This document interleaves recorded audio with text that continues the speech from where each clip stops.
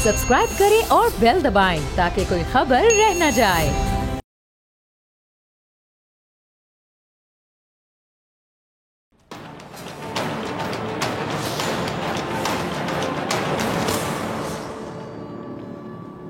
अस्सलाम वालेकुम नाज़रीन, मैं हूं डॉक्टर फिज़ा अकबर खान और मैं हूं पाकिस्तान और आप देख रहे हैं पाकिस्तान के सबसे बड़े न्यूज़ चैनल का नंबर 1 प्रोग्राम ऐसे नहीं चलेगा। पुराने वक्तों की बात है कि एक नेक सीरत शख्स की शादी हुई।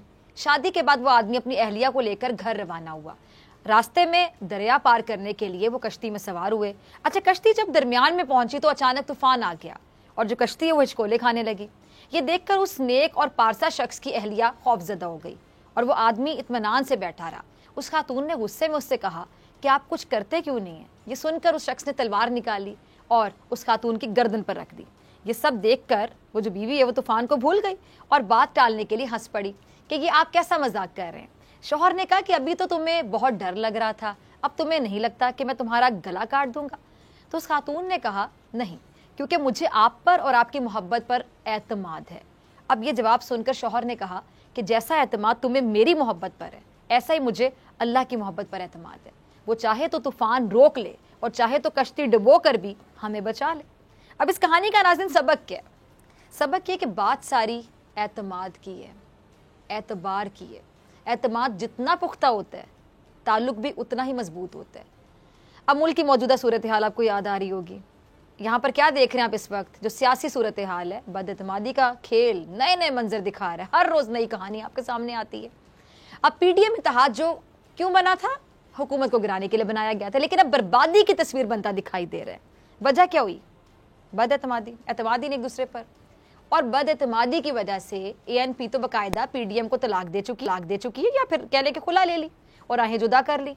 PDM से अलहदगी का ऐलान ANP की क़यादत ने एक प्रेस कॉन्फ्रेंस करके किया था और उनका एतराज़ मुझे तो बिल्कुल दुरुस्त लगा, जायज़ लगा, बिल्कुल ठीक लगा कि PDM जमातों के आपस के ताल्लुकात की बुनियाद एतमाद ही था ना। एतमाद हो तो इत्तेहाद होता है, इत्तेहाद ना हो तो फिर इत्तेहाद बर्बाद होता है। और इस PDM इत्तेहाद में कोई कमतर और कोई बरतर नहीं था। ये इत्तेहाद बराबरी की बुनियाद पर बनाया गया था, लेकिन बकौल ANP के नून लीग और JUI ने इसमें हुक्म चलाने को अपना हक समझ लिया। ANP रहनुमाओं का ये कहना भी मेरे ख्याल से बिल्कुल सही है, बजाय दुरुस्त है कि उन्होंने अपनी सियासी समझबूझ के मुताबिक फैसला किया और सेनेट में यूसुफ रज़ा गिलानी साहब को वोट दिया। इस पर अगर PDM उनसे पूछती वो जवाब देते, लेकिन शोकॉज नोटिस जारी करके उन्हें कटहरे में खड़ा कर दिया। क्यों? नून लीग और JUI को अदालत लगाने का इख्तियार किसने दिया कि आइंदे अदालत लगाते हैं किसी के खिलाफ? क्यों? ये इख्तियार कहाँ से मिला? क्यों? अब ANP रहनुमा ये भी बिल्कुल ठीक कहते हैं कि पार्टी से जवाबदेही का हक सिर्फ पार्टी सरबराह असमत यारवली का है। किसी और को यह हक हासिल नहीं कि वो उनके फैसलों पर जवाब मांगे, शोकॉज करे। और यूं PDM ने शोकॉज नोटिस जारी करके खुद अपनी कह लें कि लंका ढाने का एहतमाम कर लिया। अच्छा, पीपल्स पार्टी पहले ही नून लीगी रहनुमाओं के बयानात पर सर पकड़े बैठी है, वरना सेनेट में बतौर अपोजिशन लीडर खिताब करते हुए यूसुफ रज़ा गिलानी साहब ने बहुत बड़े दिल का मुजाहरा किया था। क्या कहा था उन्होंने? कि वो कौमी मफाद की खातिर अपोजिशन के साथ साथ हुकूमत को भी साथ लेकर चलेंगे, यानी वो वक्त पड़ने पर हुकूमत का पूरा साथ देंगे। अब किसी हद तक हुकूमत भी उन कोशिशों में है, कह लें कि पूरी कोशिश की जा रही है कि वो सब जमातों को साथ लेकर इंतखाबी इस्लाहात समेत मुख्तलिफ मामलात पर कानून साजी करे, क्योंकि हुकूमत भी ये बात अच्छे से जानती है कि उसको कानून साजी के लिए अपोजिशन की हिमायत हासिल करना ही पड़ेगी। लेकिन कुछ सियासी जमातें हैं जो अब भी बचगाना सियासत कह लें उससे बाहर नहीं आ रही। हालांकि इस मुल्क की तमाम सियासी जमातें इस मैदान में वसी तजर्बा रखती हैं, बड़ा एक्सपीरियंस है इनका, और ये तमाम जमातें काबिल एहतराम जमातें हैं, बहुत एक्सपीरियंस जमातें हैं। लेकिन हकीकत क्या है कि अब भी चंद जमातें अपनी बात ना माने जाने के सदमे से बाहर नहीं आ रही हैं, क्योंकि उनके बकौल पीपल्स पार्टी ने उनके साथ बेवफाई की है और इस बेवफाई की पीपल्स पार्टी को शोकॉज की जो सूरत है, आप कह लें कि सज़ा मिली और ये मिलनी बहुत ज़रूरी थी। ये तो वही मिसाल नहीं होगी जैसे पीपल्स पार्टी कोई सियासी जमात ना हुई, बल्कि स्कूल में पढ़ता हुआ कोई बच्चा होगी जो फेल हो गया। अगर फेल हो गया बच्चा या जिसने स्कूल का कोई नुकसान कर दिया हो, जिस पर उसको प्रिंसिपल की तरफ से सख्त वार्निंग दी जा रही हो। अब आप अंदाज़ा करें कि तमाम सियासी जमातें कौमी लेवल पर, ये नेशनल लेवल पर अवाम की नुमाइंदगी कर रही हैं, लेकिन इनका हाल कैसे? यानी PDM ने स्कूल प्रिंसिपल की तरह इनको शोकॉज नोटिस जारी कर दिया और जवाब में पीपल्स पार्टी ने PDM के शोकॉज को नहीं माना। लेकिन पीपल्स पार्टी का ज़र्फ देखें आप कि उसने बेनज़ीर भुट्टो के मुजरिमों के वकील को भी साथ लेकर चलने का फैसला किया और यूसुफ रज़ा गिलानी साहब ने जैसा कि कहा कि वो हर सूरत तमाम सियासी जमातों को साथ लेकर चलेंगे। अब देखना ये है कि आज़म तारिक समेत जो सेनेट में है, आज़म तारिक साहब हैं, सेनेट में यूसुफ रज़ा गिलानी साहब के साथ क्या वो चलते हैं या फिर नहीं चलते हैं, उसका इख्तियार और फैसला बहरहाल मुस्लिम लीग नून को करना है। अब पीपल्स पार्टी और पीडीएम में रंजिशें मिटेंगी या फिर ये रंजिशें कह लें कि मजीद बढ़ती चली जाएंगी, इसका फैसला वक्त करेगा। लेकिन दोनों महाजों से एक दूसरे पर तनकीद के ताबड़तोड़ हमले हो रहे हैं, इसे देखकर इसकी बिल्कुल उम्मीद नहीं है। और अब एएनपी के रहनुमा अमीर हैदर होती ने पीडीएम इत्तेहाद को बराए नाम इत्तेहाद करार दे के मामला ही क्लियर कर दिया। ये इत्तेहाद अब नहीं बचने वाला। क्यों, इसमें मैं बात करती हूँ, पहले जरा क्लिप देखिएगा। अच्छा, ये सिर्फ एएनपी की सोच नहीं है, बल्कि शहरी रहमान भी कह चुकी हैं कि पीडीएम का कोई आइन नहीं है और यहाँ डिक्टेटरशिप का असूल नहीं चल सकता। अब ये क्या कह रहे थे अमीर हैदर होती साहब, ये कह रहे थे कि पीडीएम अपने मकासद से पीछे हट गई है और मुस्लिम लीग नून और जेयूआई इस इत्तेहाद को अपने मुफादात के लिए इस्तेमाल कर रही है। और यही बात नासिर हुसैन शाह साहब भी कर रहे हैं कि हुकूमत को बर्खास्त करने में सबसे बड़ी रुकावट खुद PMLN है। उनका कहना दुरुस्त है ना नाजरीन, कि वोट को इज्जतों के नारे इस्तेमाल करने वाले एक बड़ी पार्टी के हक राय दही को कबूल क्यों नहीं कर रहे। और सच्ची बात क्या है कि पीडीएम की सियासत मुफादात का खेल है। इसमें हर कोई अपने मुफाद को सामने रख के बैठा हुआ और खेल रहा है। जहां फायदा नजर आया वहां डेरा जमा लो, बस सिंपल सी बात है, कहानी मुक गई। फायदा नजर आया डेरा जमा लें, ये कहानी। आप देख लें कि एक तरफ जो एएनपी है वो पीडीएम की तबाही का इल्जाम किस पर लगा रही है, नून लीग पर लगा रही है। और दूसरी जानिब यही एएनपी कराची के हल्का जो 249 है उससे अपना उम्मीदवार जो है वो मिफ्ता इस्माइल के हक में दस्तबरदार करा लेती है। आपसे मैं अगर पूछूं नाज़रीन, क्यों, आपको क्या समझ आती है, क्या कह सकते हैं इस पे कि एक तरफ ये अलगार और दूसरी तरफ प्यार कह लें, ये वाली सिचुएशन है। एक तरफ ये अलगार, दूसरी तरफ प्यार। ये जाती मुफादात नहीं है तो और क्या है, इसी को कहते हैं जाती मुफादात का खेल। और इसी ने ऑपोजिशन इत्तेहाद को कहते हैं कि बाकायदा खोखला कर दिए। लेकिन पीडीएम रहनुमा ये बात मानने को तैयार नहीं है। शाहिद खाकान अब्बासी साहब का जरा क्लिप चलाइएगा। अच्छा, शाहिद खाकान अब्बासी साहब की बात दुरुस्त होगी कि उन्होंने गिलानी साहब की जीत के लिए बहुत मेहनत की और उनको चेयरमैन सेनेट बनाने में भी दिन रात एक किया। ये बात तो पीपल्स पार्टी भी मानती है कि पीडीएम के वोटों से गिलानी इस्लामाबाद की सीट से कामयाब हुए और बिलावल ने भी इस बात का एतराफ़ किया। लेकिन मानने को तैयार नहीं कि पीडीएम ने गिलानी साहब को चेयरमैन सेनेट बनाने के लिए भी सर धड़ की बाजी लगाई। हकीकत क्या है कि चेयरमैन सेनेट के इंतखाब में गिलानी की यकीनी कामयाबी हार में कैसे बदल गई, इस बात ने पीपल्स पार्टी के कान खड़े कर दिए। और उनको समझ आ गई कि उसको ये सियासी मार बाहर से नहीं अंदर से पड़ी। और इसके बाद अगर वो पीडीएम के साथ मोहतात रवैया अपना रही है तो इनका हक है। और पीडीएम का शिकवा ये है कि यूसुफ रज़ा गिलानी साहब ने लीडर ऑफ दी ऑपोजिशन की कुर्सी लेने के लिए हुकूमत से कोलैबोरेट किया। उनका ये कहना है कि जिन लोगों ने पीपल्स पार्टी को वोट दिया वो गवर्नमेंट के बेंच पर बैठे थे और उनको यहाँ बिठाकर उनसे अपने लिए वोट लेकर ऑपोजिशन लीडर की कुर्सी हासिल की गई, जो उसे कबूल नहीं है। और शाहिद खाकान अब्बासी साहब भी इसी बात का इशारा करते हुए क्या कह रहे हैं कि उनकी इज्जत ज्यादा होती अगर पीपल्स पार्टी पीडीएम के फैसले पर बरकरार रहती या पीडीएम को कहती कि ऑपोजिशन लीडर के मामले पर वो अपना फैसला तब्दील कर दे। और क्या फरमा रहे हैं जी अब्बासी साहब कि आज मसला सारा ये कि अराकीन वहां से यहाँ कैसे आए। यहाँ तक कह गए अब्बासी साहब कि ये सारा मामला एस्टैब्लिशमेंट की मर्जी के बगैर मुमकिन नहीं है। अच्छा नाज़रीन, अगर पीडीएम के बकौल इस सारे मामले में पीपल्स पार्टी ने अगर अपनी पोजीशन खराब कर दी है तो फिर पीडीएम अपनी पोजीशन वाज़े कर दे।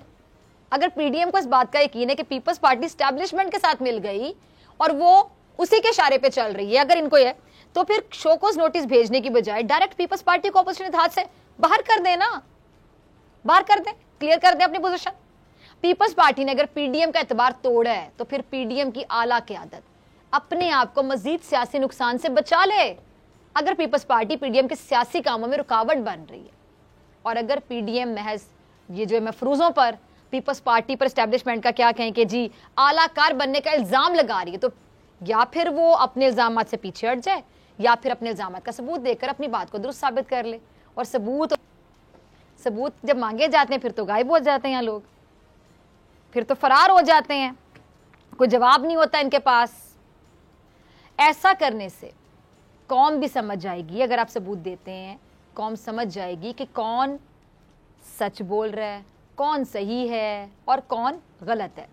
अब जरा ये जो एहसन इकबाल साहब हैं उनका क्लिप है, चलाइएगा, सुनिएगा जरा एहसन इकबाल साहब अब क्या फरमा रहे हैं। इकबाल साहब क्या फरमा रहे हैं कि जी हम जमहूरी जद्दोजहद कर रहे हैं तो फिर हमें उस भारी अक्सरियत का एहतराम करना चाहिए था। और यही बात पीडीएम के सरबराह ने जरदारी साहब और पीपल्स पार्टी की क़यादत से की। जेयूआई के सरबराह ने पीपल्स पार्टी से कहा है कि हम 9 जमातें हैं, इत्तेफाक राय से आपसे दरख्वास्त करें कि आप हमारा साथ दें ताकि हम इस जिद्दोजहद को कामयाब कर सकें। लेकिन पीपल्स पार्टी ने 9 जमातों के मुकाबले में अपनी सोच को दुरुस्त समझा, अपना रास्ता अलहदा किया। और क्या कहते हैं हसन इकबाल साहब कि पीपल्स पार्टी के फैसले से हुकूमत पर दबाव कम हुआ है। अच्छा नाज़रीन, मैं पीडीएम की राय का एहतराम ज़रूर करती हूँ, लेकिन अर्ज़ करूँगी कि अगर पीपल्स पार्टी के फैसले से हुकूमत पर पीडीएम का बढ़ता हुआ दबाव कम हुआ है तो फिर क्या इसका फौरी हल नहीं निकाला जा सकता था? अगर अपोजिशन को लगता है कि पीपल्स पार्टी एम्पायर को मिलाकर आपके खिलाफ खेल रही थी तो इनको इत्तेहाद से आउट करना आपका इख्तियार था ना, कर देते ना आउट। आपने इख्तियार क्यों नहीं इस्तेमाल किया, क्यों नहीं किया आउट? क्या देखते रहे? ऐसे महज शक की बुनियाद पर तीर चलाना, शो कोज नोटिस देना हरगिज दुरुस्त नहीं है, गलत है, गलत कर रहे हैं आप लोग। शक, अगर हमें शक की बात करो, शक तो इंसान को खा जाता है, और ये तो फिर ऑपोजिशन इत्तेहाद था जिसको शक, शुबा, बदएतमादी मेरे ख्याल से खा गई, ले बैठी। अब जरदारी साहब ने तो 2014 में इमरान खान साहब के धरने की भी हिमायत नहीं की थी, आपको याद होगा, ना ही वो उस धरने में शामिल हुए थे। हालांकि उस वक्त नून लीग की हुकूमत थी और पीपल्स पार्टी उस वक्त ऑपोजिशन में थी। और ये भी सच है कि इमरान खान साहब का धरना बहुत मौसर था। ऐन मुमकिन था कि अगर जरदारी साहब इमरान खान साहब का साथ देते तो हुकूमत घर चली जाती, लेकिन पीपल्स पार्टी ने अपने लिए आइडियल सिचुएशन होने के बावजूद कोई गैर आईनी रास्ता इख्तियार नहीं किया। तो फिर ये कैसे मुमकिन है कि पीपल्स पार्टी अब कोई गैर आईनी जो है रास्ता वो इख्तियार करेगी या गैर आईनी तौर पर साजिश करेगी, जबकि नून लीग की गवर्नमेंट है ही नहीं, तो उसको पीडीएम के खिलाफ साजिश करके हासिल क्या होगा? अच्छा, हसन इकबाल साहब ने एक और बात की कि इस्तीफे उसी सूरत दिए जा सकते हैं अगर स्ट्रीट के ऊपर कोई ऐसा माहौल बन जाए, लेकिन उस सूरत में वो कभी भी इस्तीफे नहीं देंगे कि पीपल्स पार्टी और काफिले के लिए हल्के खाली छोड़ दें ताकि वो ज़िमनी इलेक्शन में आकर उनकी नशिस्तों पर बैठ जाएं। इतनी सियासी सूझबूझ वो रखते हैं। अच्छा, लेकिन फिर भी नून लीग की जो सियासी सूझबूझ है ना, वो रखने के बावजूद ये जमात टूट फूट का शिकार हो रही है। वो कैसे?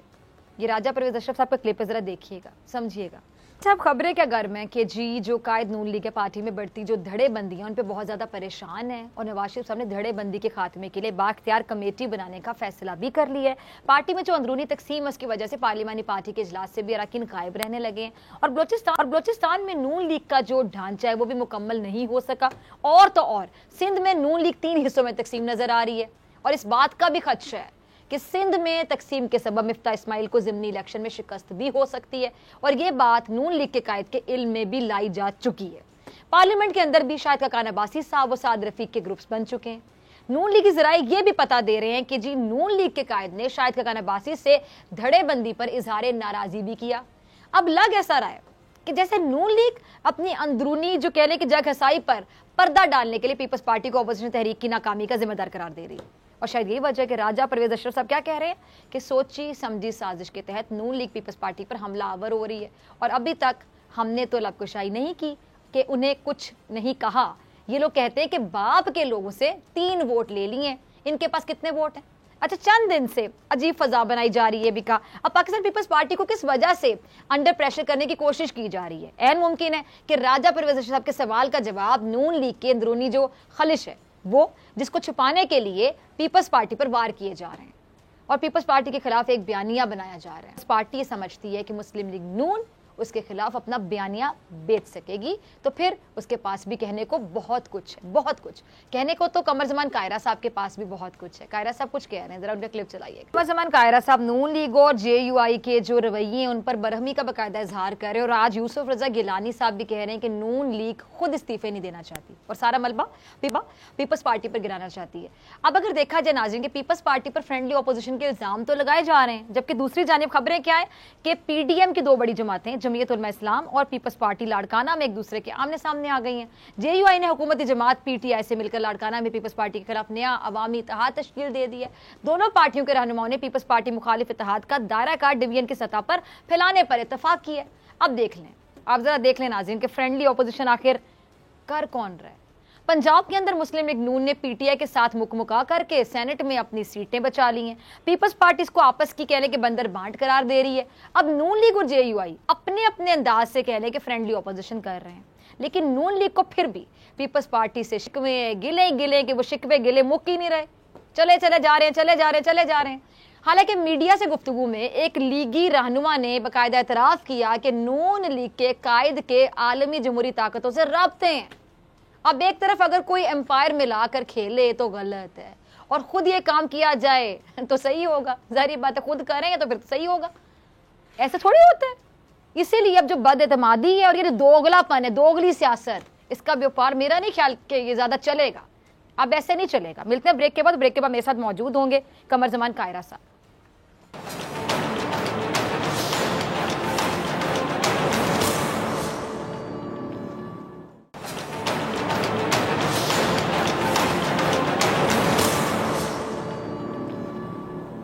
वेलकम बैक नाजरीन। पीडीएम इत्तेहाद, पीडीएम जिसने सेनेट में अपोजिशन लीडर के लिए बलोचिस्तान अवामी पार्टी से वोट लेने पर पीपल्स पार्टी और एएनपी को शोकोज नोटिस जारी किया था, आपको पता है। और उसके जवाब में पीडीएम में शामिल जो अवामी नेशनल पार्टी है उसने बाकायदा, आपको ये भी पता होगा कि इत्तेहाद से अलहदगी का ऐलान कर दिया। अच्छा, पीपल्स पार्टी की तरफ से भी बहुत सख्त रद्द अमल आया। एएनपी रहनुमा अमीर हैदर होती ने कहा है कि जी पीडीएम कब एक वाहिद जमात बन गई। शोकोज नोटिस एक सियासी जमात के अंदर दिए जाते हैं और किसी को ये इख्तियार बिल्कुल नहीं है कि हमें शोकोज नोटिस दे। अच्छा, पीपल्स पार्टी ने भी पीडीएम को शोकोज नोटिस का जारहाना अंदाज में जवाब देने का फैसला किया है और करना भी चाहिए था, बनता था पीपल्स पार्टी का रिएक्शन।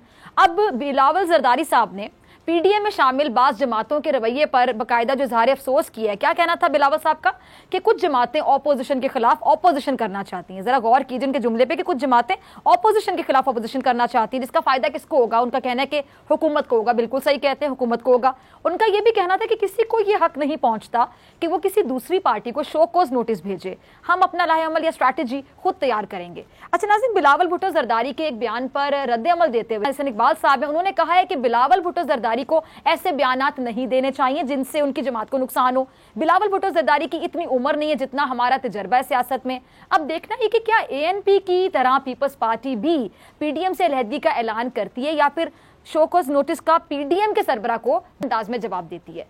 इस पर बात करने के लिए मेरे साथ मौजूद हैं पीपल्स पार्टी के सीनियर रहनुमा, किसी तारुफ के मोहताज नहीं, कमर जमान कायरा साहब। कायरा साहब बहुत शुक्रिया वक्त देने के लिए। कायरा साहब, मुस्लिम लीग नून की जो तनकीदी तोपें हैं उसका रुख इस टाइम पे पीपल्स पार्टी पर है और खासतौर पे बिलावल साहब की तरफ है। पीडीएम सरबरा ने भी आपको शोकोज जारी कर दी है और एएनपी ने तो आपको पता है पहले से ही पीडीएम को खैरबाद कह दी है।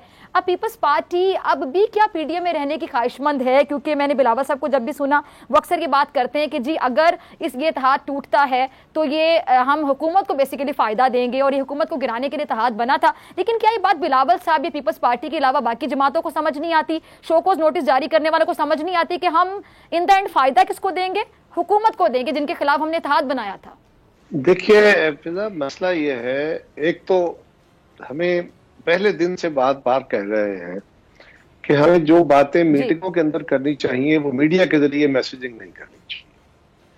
हमारे दोस्तों का प्रॉब्लम यह है कि वो रोज मीडिया पे आना एक शौक हो गया और हुकूमत को जवाब भी देना होता है, हम भी आते हैं, लेकिन वो एक अथॉरिटेरियन रवैये के तहत जो चाहते हैं किसी पे तनकीद कर देते हैं और उनके जो अपने ख्यालात या अपना एजेंडा है या अपनी जमात की जो सोच है उसको बाकी जमातों के ऊपर मुसल्लत करने के लिए अपना एक ख्याल दे देते हैं। जिस तरह ये कहा गया कि जी इस्तीफे नहीं देने तो फिर तो लांगबाज का ही फायदा नहीं है, या इस तरह की और बहुत सारी बातें।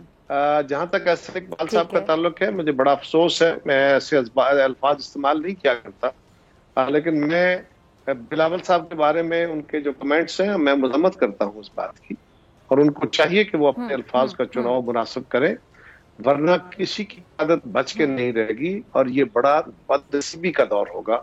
हसन इकबाल साहब का एक वेनम है पीपल्स पार्टी के खिलाफ, वो अपने दिल में रखें, अपनी जमात और बाकी जमातों के दरमियान होने वाले ताल्लुकात या जो ताल्लुकात कार है उसमें उसको मुदाखलत न करें। उनका हक है, वो पीपल्स पार्टी से नफरत करते हैं, करते रहें।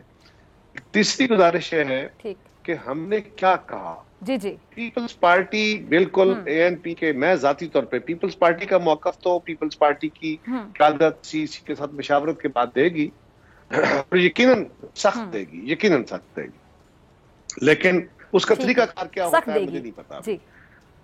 लेकिन एएनपी ने जो कुछ किया मैं जाती तौर पर समझता हूँ उनका बिल्कुल दुरुस्त तरीका है। किसी जमात को ये इस्तेकार नहीं है कि वो दूसरी जमात को डिक्टेट करे, कोई बड़ी है कोई छोटी जमात है, ये फैसला ऐसा नहीं है। पीडीएम जब बना था ना, तो मुझे 2 मिनट देने होंगे ताकि मैं आपको एक चीज समझा लूं कि प्रॉब्लम क्या है, जो सारा कजिया इसमें बना हो वो है क्या। मैं कोशिश करता हूँ उसको जल्दी जरा कर दूं।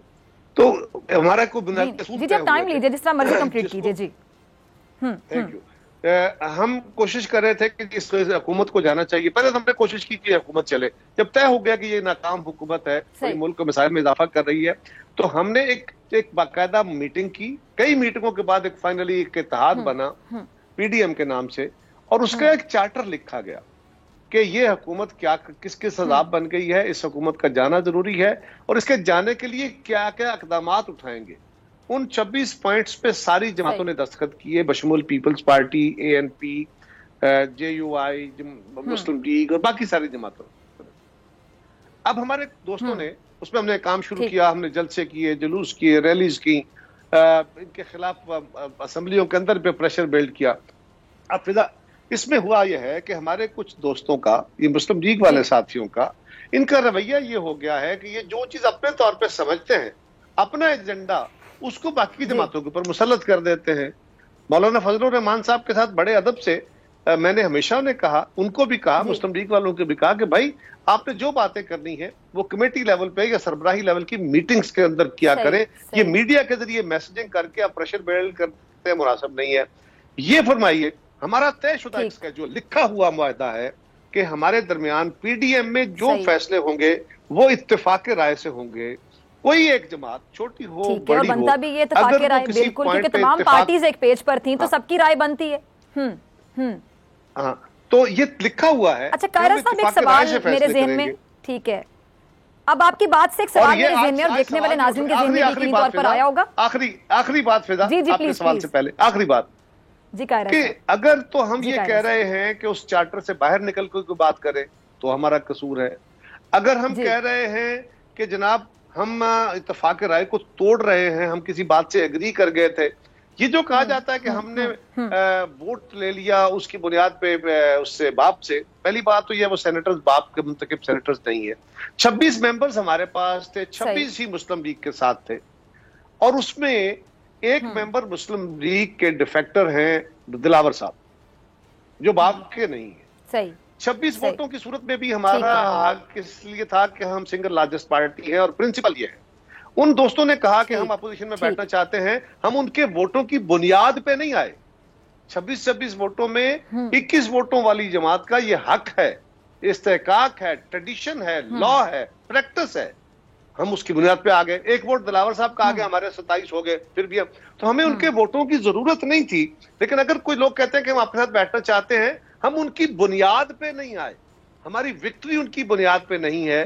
लेकिन अगर वो कहते हैं, हमारी अक्सरियत उनकी बुनियाद पे नहीं है, अगर वो कहते हैं हम आपके साथ चलना चाहते हैं, चलिए, कौन रोक सकता है।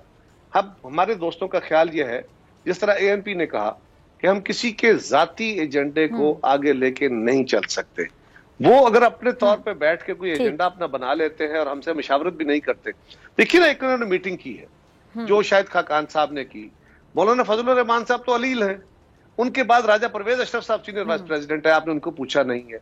4-5 जमातों ने बैठ के फैसला किया कि हम शोकाज दे रहे हैं। भाई कैसे, हु आर यू, किस कैपेसिटी में आप बाकी जमातों को, हाँ आप मीटिंग बुलाते हैं। अच्छा कायरा साहब, अब सवाल एक जहन में आता है, आखिरी, ठीक है, आपने बड़ी अच्छी बात, कायरा साहब एक सवाल एक जहन में आता है, मीटिंग के अंदर बैठ के हम पे जितने मर्जी सवाल करते, हमसे नाराजगी करते हैं, हमें कहते आपका पॉइंट आ गया, लेकिन हमें ना बुला के फैसले कर रहे हैं। ठीक है कायरा साहब, आवाम ये सोचेगी कि हमारे दुख को, हमारे दर्द को, हमारी तकलीफ को समझते हुए ये लोग बाहर निकले थे इत्तेहाद बनाकर एक पेज पर आके कि हुकूमत को गिराना है, क्योंकि हुकूमत जो है वो आवाम को टफ टाइम दे रही है, आवाम से केवल वादे नहीं निभा रही है, वादे जो किए थे वफा नहीं कर रही है, आवाम बेचारी गुर्बत में, महंगाई में पिसती चली जा रही है, महंगाई होती चली जा रही है। जब लिखे हुए मुआहदों पर अमल दरामद नहीं कर सकते, जब आपस में एक नहीं हो सकते, आपस में एक दूसरे का इस तरह का मुनाफिकाना रवैया रखा जाएगा, कहा कुछ जाएगा, किया कुछ जाएगा, तो फिर अवाम का तो एतमाद खो दिया पीडीएम ने। फिजा ये बात तो दुरुस्त है कि इससे पीडीएम को नुकसान हुआ है। हमारी कोशिश है कि हम अपनी सरबराही मीटिंग में, आज मुझे हैरानगी हुई हसन इकबाल साहब के साथ ये भी ऐड कर ले, हुकूमत को फायदा हो रहा है, एक तरफ पीडीएम को नुकसान हो रहा है, हुकूमत को फायदा हो रहा है, और हुकूमत का फायदा पाकिस्तान और पाकिस्तान के अवाम के नुकसान में जा रहा है। सो गुजारिश यह है कि हसन इकबाल साहब के साथ प्रोग्राम में था, उन्होंने वहां कह दिया कि ये 2 जमातें हमें छोड़ गई हैं, हमें बड़ा अफसोस है। मैंने कहा हसन इकबाल, उन्होंने तो ऐलान कर दिया, हमारी जमात का फैसला तुमने कहां से सुना दिया हमें, यह हैरानकुन रवैया है। यानी अपने तौर पे बैठ के फैसले कर लिए हैं, और अगर उनका ये ख्याल हो कि जिस तरह वो कहें बाकी जमातें उस तरह करें तो वो डेमोक्रेट है, और अगर वो ना करें तो वो डेमोक्रेट नहीं है, ऐसे नहीं है। हम आज भी कह रहे हैं, एक एक पॉइंट के साथ खड़े हैं। जिस दिन ये फैसला हुआ, पीपल्स पार्टी ने अपना फैसला कर लिया था कि हम लीडर ऑफ द अपोजिशन अपना लाएंगे, मुस्लिम लीग ने कर लिया था कि हम अपना लाएंगे, और हमने फिर ये भी कहा कि अच्छा इतना टाइम हमें दे दें कि गिलानी साहब का चेयरमैनी का इलेक्शन छीना गया है, जब तक अदालत से फैसला नहीं होता गिलानी साहब को अपोजिशन को लीड करने दें, उससे हमें स्ट्रेंथ होगी, उसके बाद आप ले लीजिएगा। वो उस पर भी नहीं माने, उससे भी इनकार कर दिया। अब सवाल यह है कि आपने भी अपने वोट ले लिए, हमने भी ले लिए, अब 30 वोट 3 बाप के वोट, हम उसकी बुनियाद पे नहीं बैठे हुए, हमारी अक्सरियत उसके अलावा है। फिर भी हम कहते हैं कि जिस तरीके से ये सारा कुछ पीपल्स पार्टी के ऊपर थोपा जा रहा है, एक बुनियादी तस्वर है, या उससे इनहराफ करें कि क्या पीडीएम के अंदर इत्तेफाक राय का कानून था या कसरत राय का था, और कसरत राय क्यों थी, इत्तेफाक राय क्यों थी। हम मुख्तलिफ ख्याल जमाते हैं, मजहबी जमाते हैं, सियासी जमाते हैं, इलाकाई जमाते हैं, कई इशूज के ऊपर हमारा जेयूआई से इख्तलाफ है, उनका हमसे इख्तलाफ है, किसी जगह पे एएनपी के साथ हमारा इख्तलाफ होगा, किसी जगह उनका हमारे साथ इख्तलाफ होगा, किसी जगह मुस्लिम लीग का होगा। तो ये तय हुआ था कि जिन एजेंडा, जिन पॉइंट्स के ऊपर जो कंट्रोवर्शियल इश्यूज होंगे, कोई एक जमात भी अगर एतराज करेगी तो हम वो रास्ता अडॉप्ट नहीं करेंगे। लेकिन ये एक तरफ जो एग्रीड फार्मूला है, जो साइंड है, उस पे तो अमल नहीं कर रहे, अदम एतमाद तो नहीं ला रहे, और हमें कह रहे हैं कि जी हम उसको तोड़ रहे हैं, और फिर ये कह रहे हैं कि जनाब, और जिस बंदे को आप मुस्लिम लीग ने, जिस साहब को चेयरमैन का अपोजिशन लीडर के लिए बनाया, उस पर भी हमने इन्हें कहा कि आप मेहरबानी करें, बीबी शहीद के कत्ल में जो पुलिस वाले शामिल हैं, जिन पे इल्जाम है, जो सजा याफ्ता है, उनके वकालत कर रहे हैं वो साहब, जिनको वो आपकी पार्टी में है, बिस्मिल्लाह, हमें कोई एतराज नहीं है, लेकिन वो उनके इस वक्त वकील हैं। ये किस तरह मुमकिन है कि पीपल्स पार्टी बीबी शहीद के कत्ल में शामिल लोगों के वकील के साथ उसकी क़यादत में बैठ जाए, ये पीपल्स पार्टी के लिए मुमकिन नहीं है। तो हमने ये भी कहा, लेकिन अब चले, वो एक मामला हो गया, उसके ऊपर एक जहान खड़ा कर दिया गया कि जी अभी को मुकमुका हो गया, पीपल्स पार्टी ने को डील कर ली, पीपल्स पार्टी ने ये कर दिया। ओ भाई, बिल्कुल, बल्कि यहाँ तक इल्जामात के इमरान खान बड़ा सिलेक्टेड उनको कहें, या पीपल्स पार्टी पे सिलेक्टेड होने के इल्जामात लगाने शुरू कर दिए। कौन बड़ा सिलेक्टेड, कौन छोटा सिलेक्टेड है, उससे तल्ख बातें हुई हैं। हमने एक बात है, दोनों अतराफ से तल्ख बातें हुई हैं, लेकिन मैं यहाँ फिदा आपके प्रोग्राम के जरिए कहना चाहता हूँ, कोई एक भी पॉइंट ऐसा नहीं है, कोई एक भी मौका ऐसा नहीं है जिस वक्त हमने कोई तल्ख बात शुरू की हो। हमने जवाब जरूर दिए हैं। अभी मैं समझता हूँ कि किसी जमात का ये इस्तेकाक नहीं है, इन्होंने अपने मैंडेट से, अपने साइज से बढ़ के बातें की है, ये काबिल कबूल नहीं है। हम कोशिश करेंगे, हमारी अटमोस्ट कोशिश होगी। इसलिए आपने बिल्कुल दुरुस्त कहा, आपका बिल्कुल जायज तजिया है कि पाकिस्तान के लोग इस वक्त इंतहाई परेशानी के आलम है, इस हुकूमत से तंग है, इनकी पॉलिसी से तंग है, गुर्बत है, बेरोजगारी है, फ्यूचर नजर नहीं आ रहा, फेलियर है हर तरफ। तो लोगों की तवक्को है कि अपोजिशन इकट्ठा होकर इनसे जान छुड़ाएगी, और आज अगर अपोजिशन आपस में लड़ पड़ेगी तो अनफॉर्चुनेटली इससे सूरत हाल तो खराब होगी। बावजूद इसके कि बिलावल साहब की जात के बारे में उन्होंने गलत बातें की, उनकी पार्टी के बारे में गलत बातें की, उन्होंने फिर भी बहुत बड़ा रिस्ट्रेंट रहे, और आज तक उन्होंने कोशिश की है कि वो तल्ख बात ना कहें। अगर कोई तल्ख बात हुई भी तो किसी कायरा साहब, मैं आपकी मौजूदगी का फायदा उठाते हुए एक और खबर की जरा तस्दीक अगर आप कर देते हैं, क्योंकि आप पार्टी के सीनियर रहनुमा हैं। ये एक शैला रजा साहिबा ने कहा है कि जी जहांगीर तरीन साहब की शायद जरदारी साहब से कोई मुलाकात मुतवक्के है, इसमें कितनी सदाकत है? क्या ये सिर्फ एक बात है या कोई खबर है बाकायदा? मुझे ऑनेस्टली उसका पता नहीं तफसील का, लेकिन चूंकि जहांगीर तरीन साहब की तरफ से तरदीद आ गई है, मेरी जमात की तरफ से भी शायद इसकी वजाहत आ गई है, लिहाजा, लेकिन मुझे इसकी तफसील का इल्म नहीं। जहांगीर तरीन साहब कहते हैं कि जी इमरान खान साहब के इर्द गिर्द बहुत से लोग ऐसे हैं जो इमरान खान साहब को मेरे खिलाफ पंप करते हैं, या मतलब टू कट शॉर्ट के बताया जाता है कि इमरान खान साहब के इर्द गिर्द बहुत से लोग ऐसे इमरान खान साहब के कान में फूंके मारते हैं, और जहांगीर तरीन साहब को लगता है कि उनके खिलाफ एक बहुत बड़ी लॉबी जो कि एक्टिव है। तो आपको लगता है कि ये जहांगीर तरीन साहब का वहम है या बाकी ऐसा कुछ है? देखिए, इसके बारे में तो जहांगीर तरीन साहब ही बेहतर जवाब दे सकते हैं, लेकिन एक चीज तो बहरहाल है कि अगर शुगर इंडस्ट्री के बारे में कोई सवाल उठे तो उसमें पाकिस्तान के अंदर तो बहुत सारी शुगर मिलें हैं, और हुकूमत के अंदर बैठे हुए लोगों की, इस मुल्क की जो कोई 60-65% चीनी पैदा करने वाली मिलें हैं, वो पीटीआई के लोगों की है।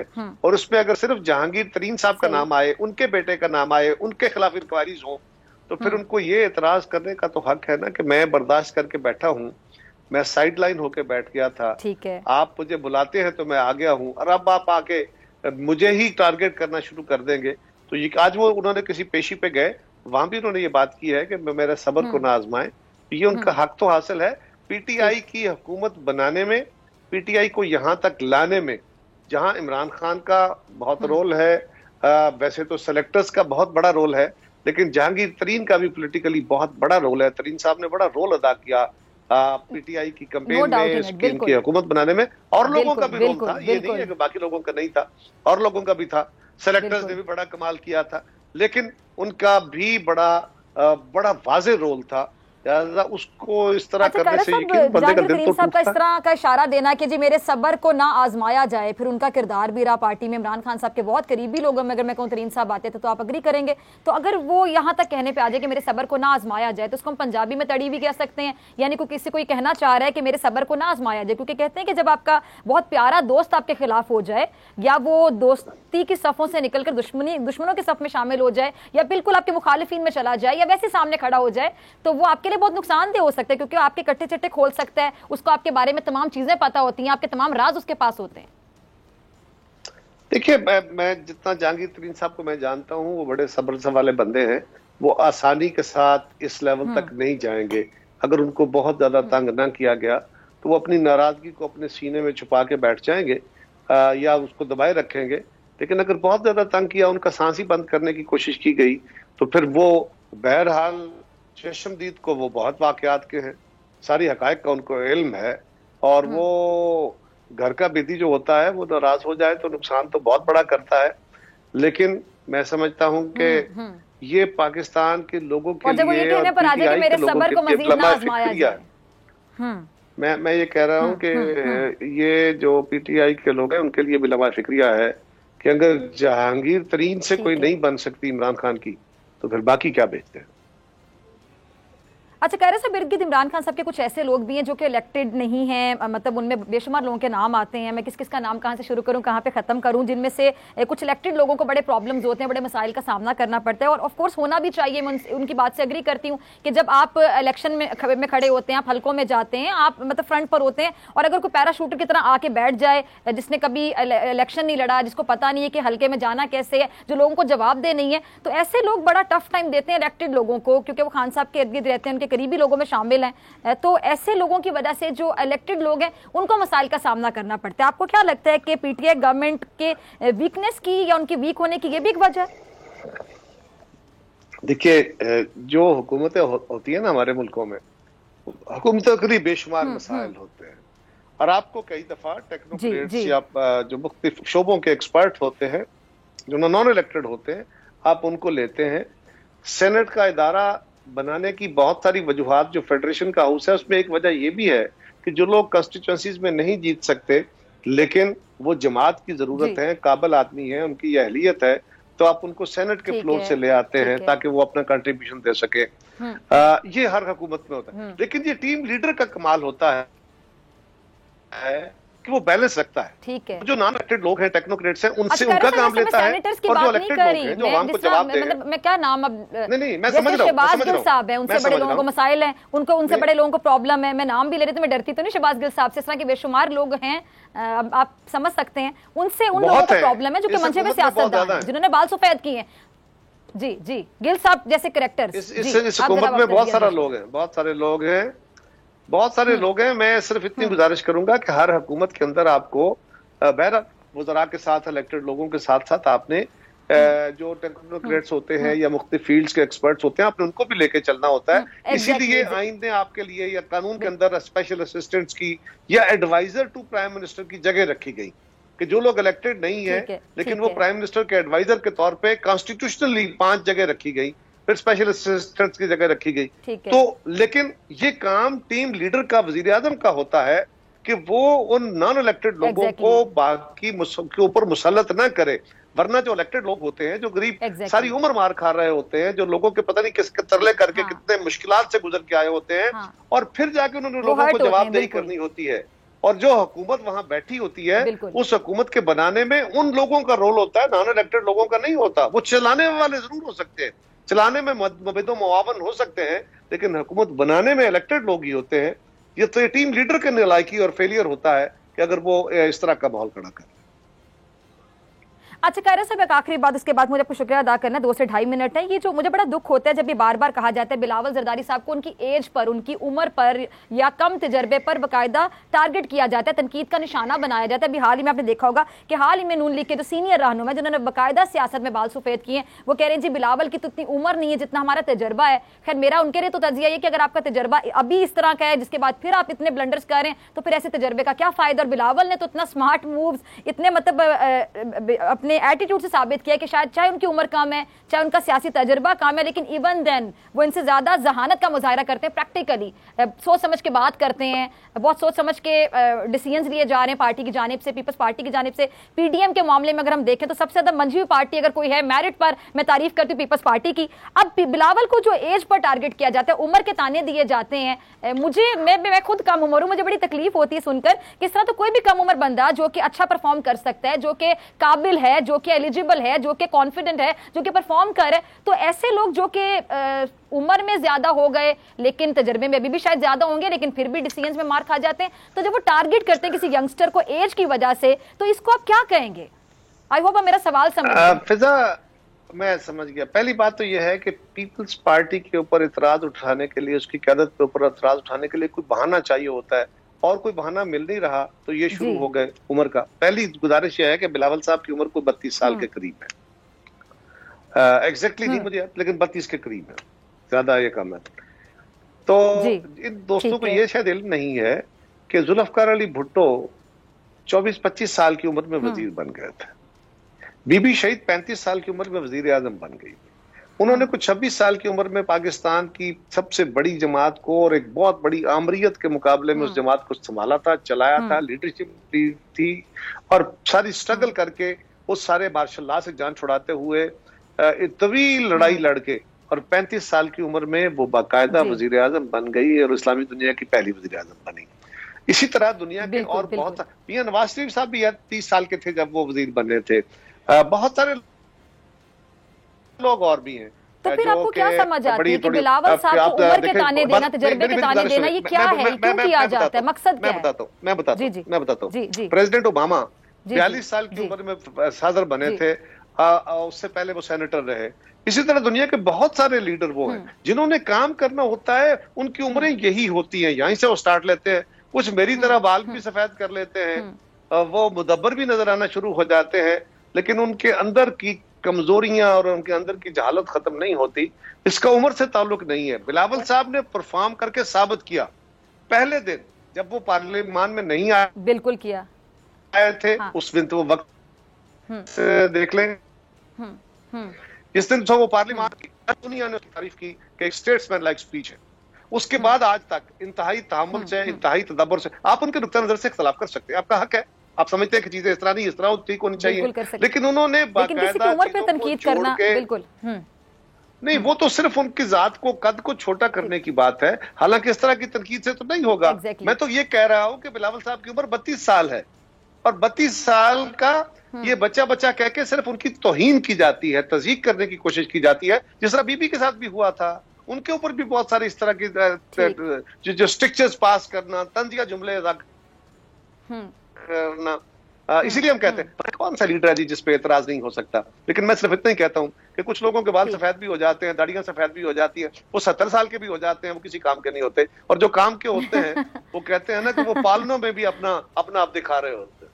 ठीक है। और आला ज़र्फी ये कि आप किसी को छोटा ना दिखाएं अपना कद बढ़ाने के लिए, अगर आप किसी की तस्दीक करके किसी के बारे में सकिरपास बोल के, एग्जैक्टली, हाँ, ये आला ज़र्फी नहीं है, बिल्कुल, हाँ, ठीक है जी, ठीक है। और अगर बड़े तो प्रैक्टिकली साबित करें, किसी छोटे की जहां तारीफ बनती वहां तारीफ करें। बहुत शुक्रिया कमर जमान कायरा साहब आपके वक्त के लिए, और इसी के साथ डॉक्टर फिज़ा अकबर खान को दीजिए जा तो इंशाल्लाह कल सेम टाइम सेम चैनल। अगर जिंदगी ने वफा की, दुआओं में याद रखिएगा, अपने प्यारों का बहुत ख्याल रखिएगा। अल्लाह निगहबान।